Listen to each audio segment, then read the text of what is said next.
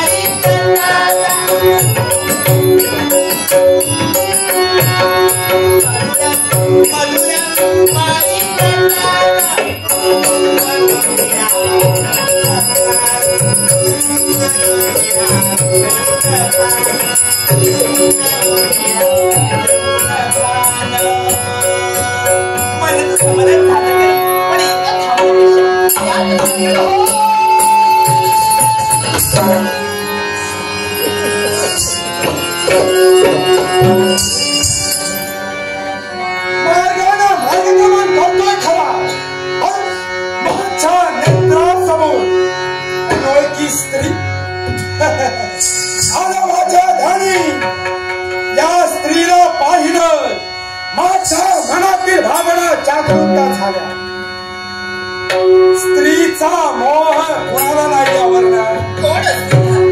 स्त्री आहे तर सगळं काही आहे.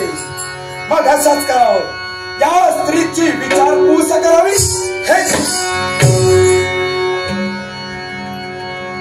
कोणीच या रंगात ज्याचं वास्तव्य दिंडिकासुराशी माझ्या देहाला दिंडिकासूर. हा दिंडिकासूर तुझं कर्तव्य का माझं कर्तव्य हा. का तेव्हा तू या मार्गाने जा. माझ्या कर्तव्य का यावेळी तुम्ही एकच सांगू इच्छित तू मला आवडलीस. मला तुझ्याशी विवाह करायचा तर माझ्या स्वप्न रंगू तू इथपर्यंत आलास तर ते स्वप्न पूर्ण होणारे नाही. कारण माझं यापूर्वी लग्न झालं नाही. एका पुरुषाच्या नावाचं मनी मंगळसूत्र माझ्या कंठाशी तेव्हा आलास तर तुझी प्राप्ती करायशिवाय हा दिल्लीपासून आघाडी ज्या स्वाती भावनेला इथपर्यंत भेट घेतली ते तुझे कोणी भरकट छाती जातील आणि एका फक्त असलेल्या पक्षाकडे तर म्हणून मरणाची भीती मला दाखवू नकोस. यावेळी सरकार करत असतील काय तुझी हिंमत ज्यावेळी तुझे हस्ता पुढे जातात की त्यांच्या लढण्याला घोट घेते. आता जर काय करत असतील यावेळी सर्वांना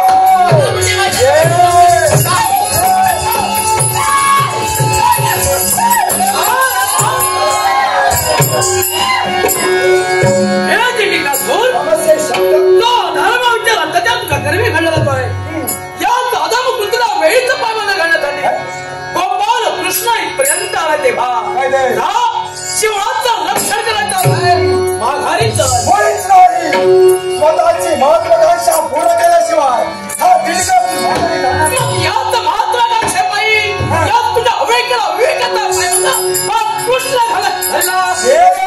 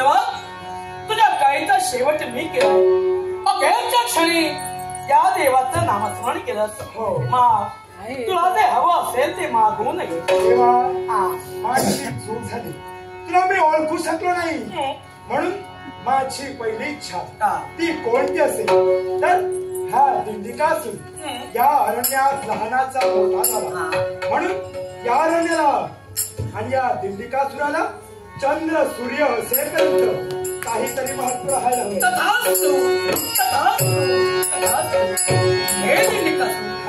या अरण्याच्या ठाई तुला शेवट केला म्हणून आजपासून याच्या पुढं सारं विश्व या अरण्याला दिंडिका अरण्य समाधान वाटलं. मग देवा माझी दुसरी इच्छा काय ती कोणती असेल? या प्रचंड वेळेला तू या दिंडिकासुरावर प्रहार केला. तीही गदा सदैव या अरण्यात अशी तुम्ही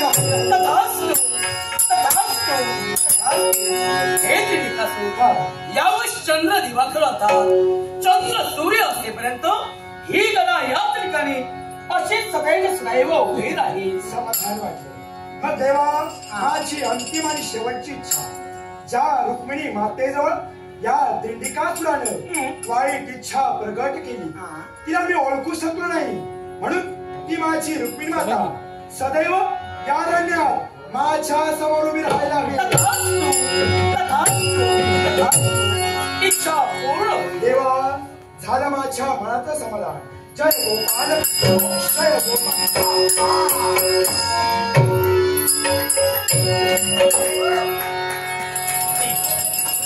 जय मला पती आज्ञेचं उल्लंघन करून इथपर्यंत आगमन झालं पण पती आज्ञेचं अवमान केलं म्हणून हे संकट माझ्यावर आलं. याच्या पुढे पती आज्ञेचा कधी अवमान करणार नाही. तुझी चूक तुला कळाली. क्षमा करावी मला. एका भक्ताची इच्छा देवानं पूर्ण सुद्धा केली तेव्हा त्या संसाराचा त्याग करून रागाच्या भरात आलीस ना त्याचा संसार माघारी